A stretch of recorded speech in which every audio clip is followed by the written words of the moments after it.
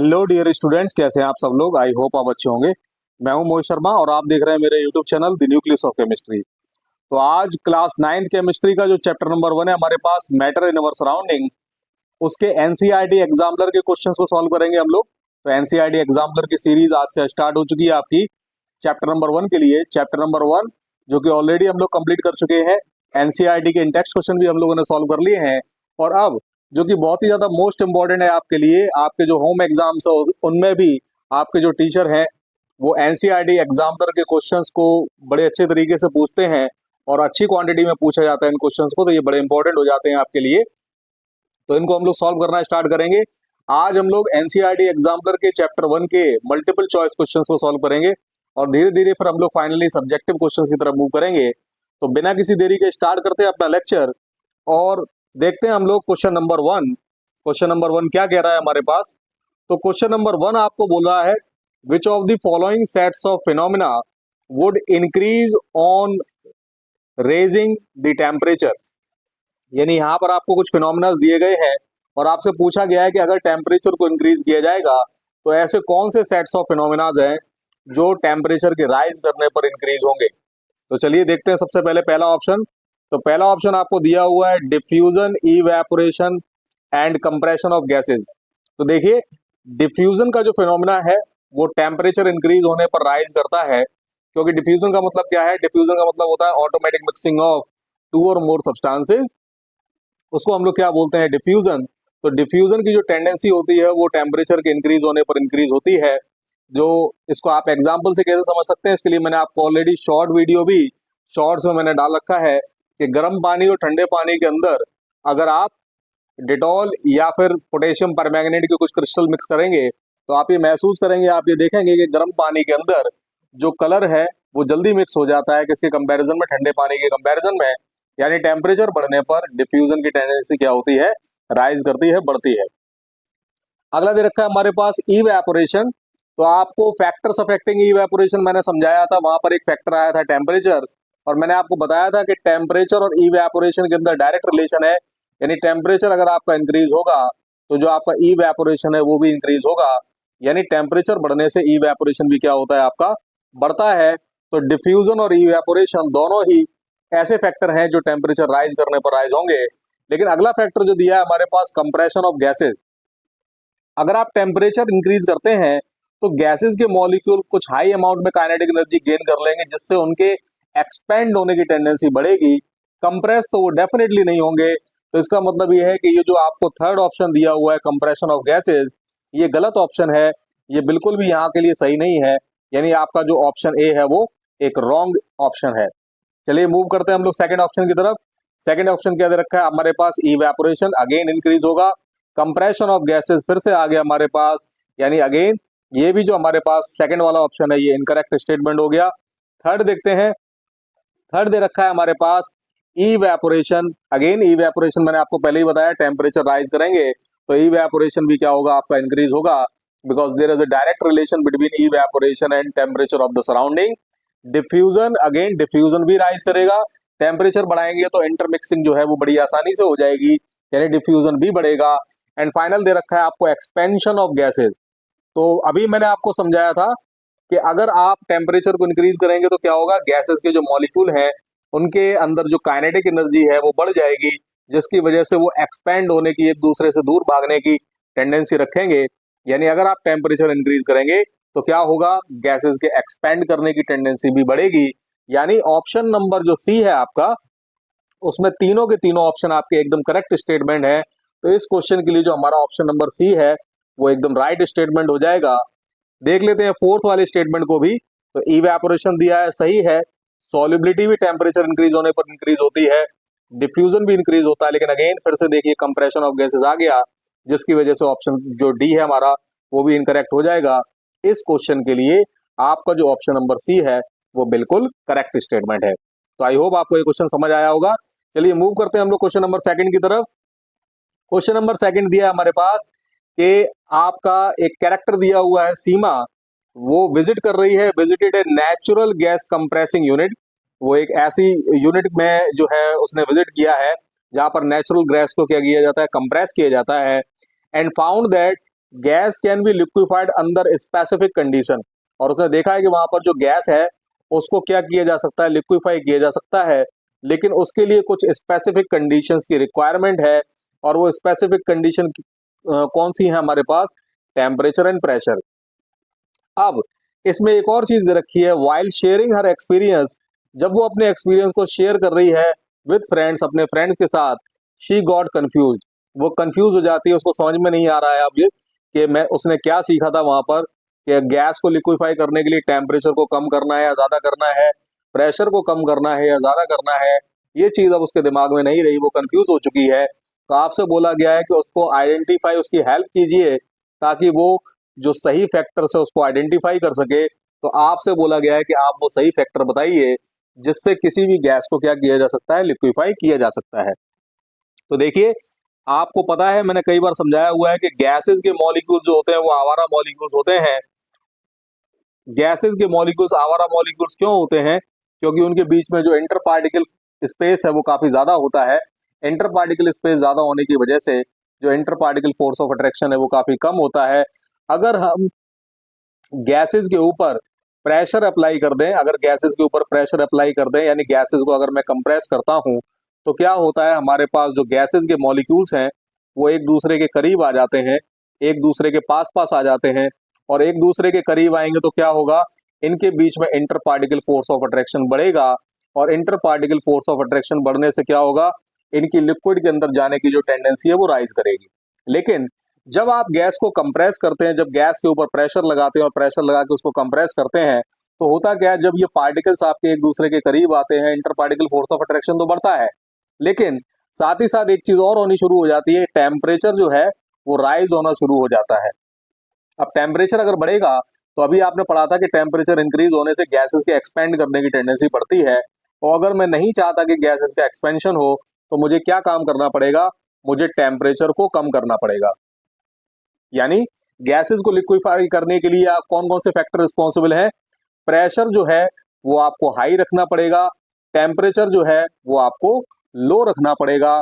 यानी high pressure low temperature की जो कंडीशन है उस पर आपकी कोई भी गैस हो उसको आप उसकी गैसियस कंडीशन से लिक्विड कंडीशन के अंदर ला सकते हैं। तो देखते हैं जरा ये कौन सा ऑप्शन है जिसके अंदर हाई प्रेशर और लो टेम्परेचर दे रखा है। तो देखिए जरा, हमारे पास अगेन जो ऑप्शन नंबर सी दे रखा है आपको, वो आपका एक करेक्ट ऑप्शन हो जाएगा।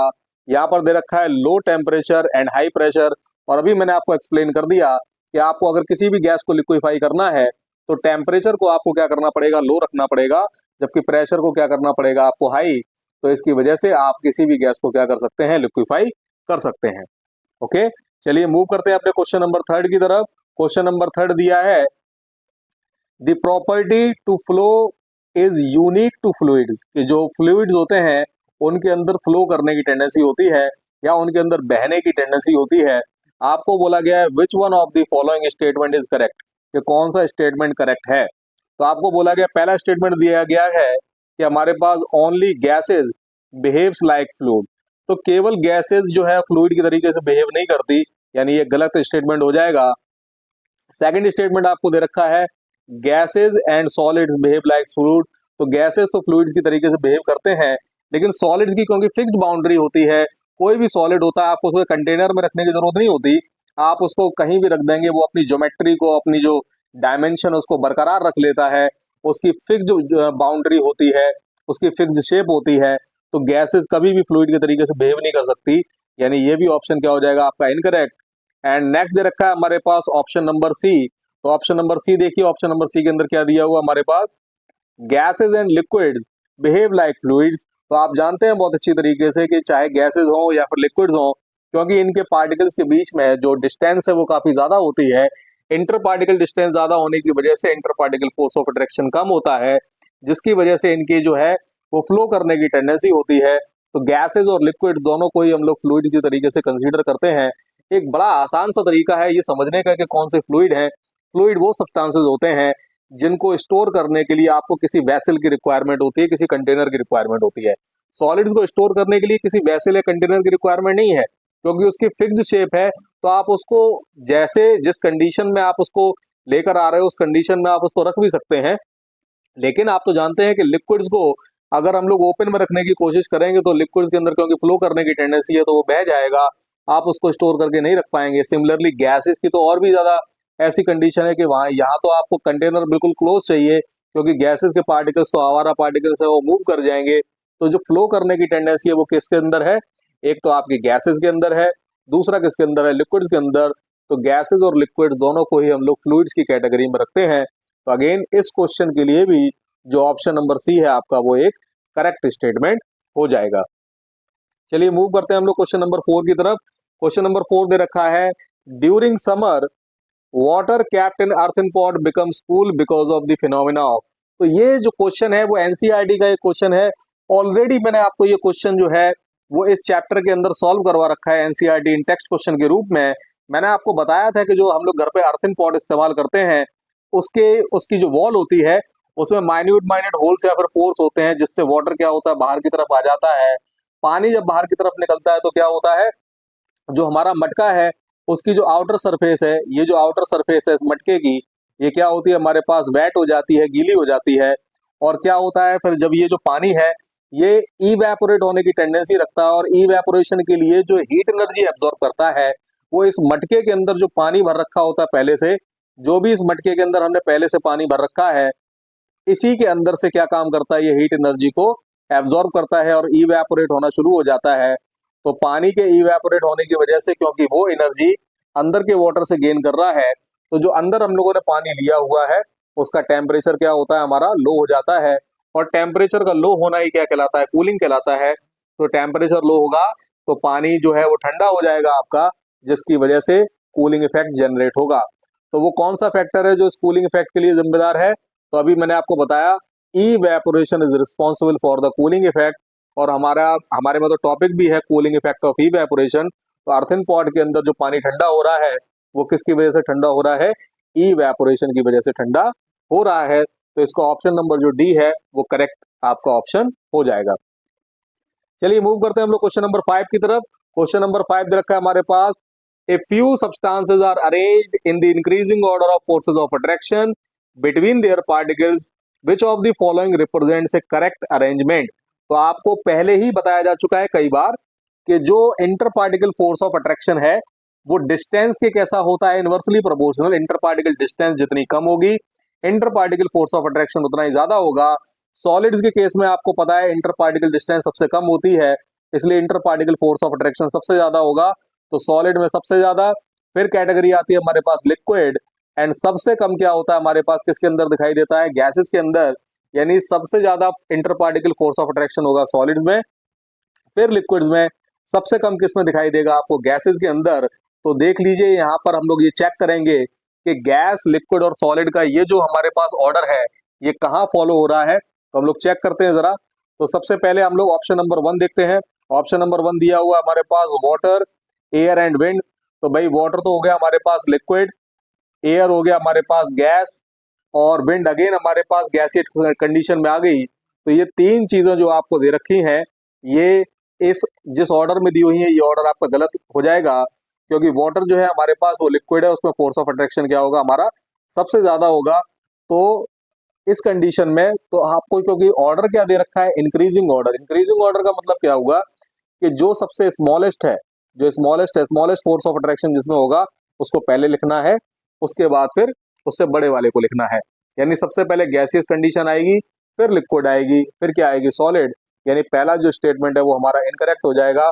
सेकंड दे रखा है हमारे पास एयर, तो एयर तो ठीक दे रखा है।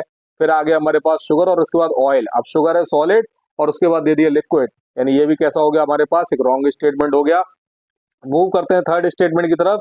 थर्ड दे रखा है हमारे पास, थर्ड ऑप्शन दे रखा है ऑक्सीजन, वाटर एंड शुगर। अब ऑक्सीजन क्या है? ऑक्सीजन हमारे पास गैस, वाटर क्या है हमारे पास? लिक्विड, शुगर क्या है हमारे पास? सॉलिड। तो इंक्रीजिंग ऑर्डर में आपको ऑर्डर क्या हो गया हमारे पास? गैस, उसके बाद फिर लिक्विड, उसके बाद सॉलिड। तो ये वाला जो ऑर्डर है वो ऑप्शन नंबर सी में आपको फॉलो हो रहा है। तो क्वेश्चन नंबर 5 का भी जो ऑप्शन नंबर सी है वो एक करेक्ट ऑप्शन हो जाएगा। चलिए देखते हैं फिर हम लोग अब क्वेश्चन नंबर 6 की तरफ बढ़ते हैं। आपको दिया हुआ है question number 6, on converting 25 degree Celsius, 38 degree Celsius and 66 degree Celsius to Kelvin, the correct sequence of temperature will B.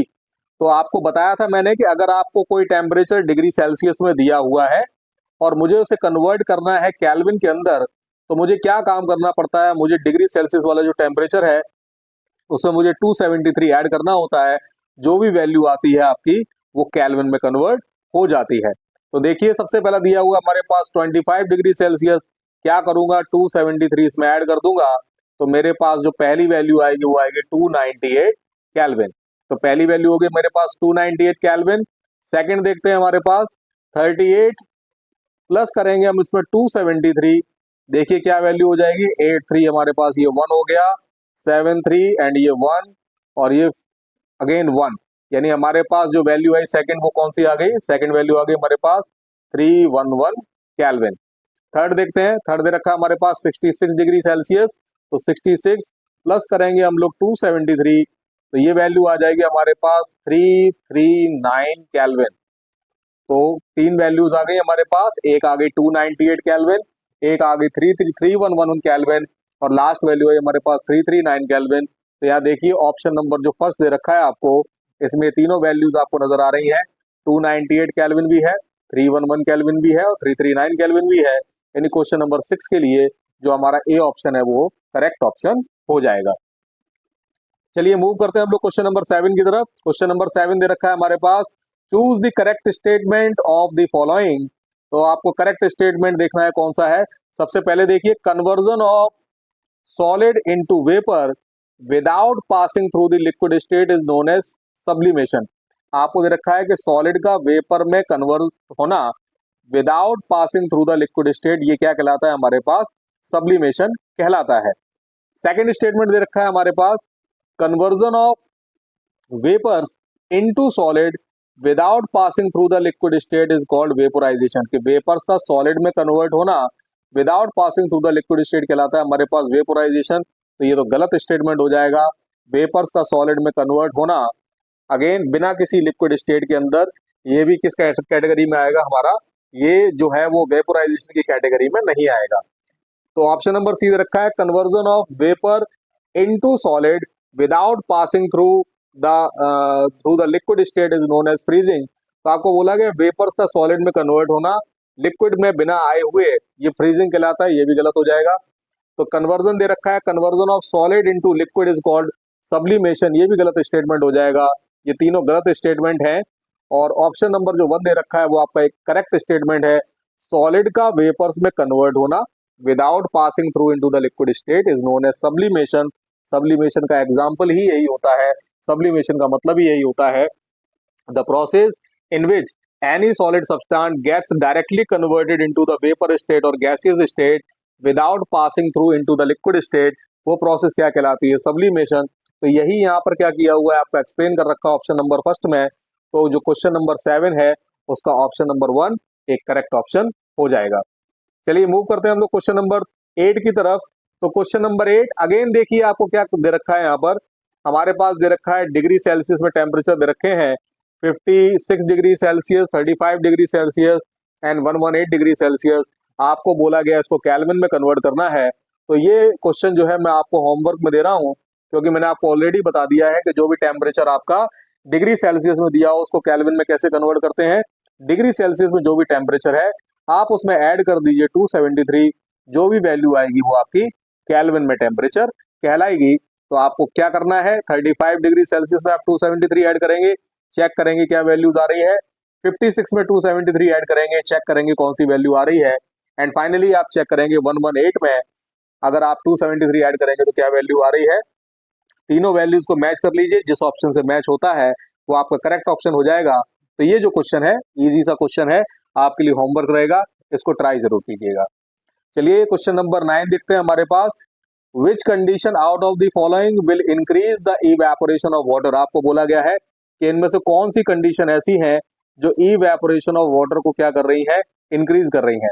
याद कीजिए मैंने आपको समझाए थे फैक्टर्स अफेक्टिंग इवेपोरेशन, तो वहां पर मैंने आपको कुछ फैक्टर बताए थे जो इवेपोरेशन को इंक्रीज करते हैं। याद कीजिए वो कौन से फैक्टर हैं।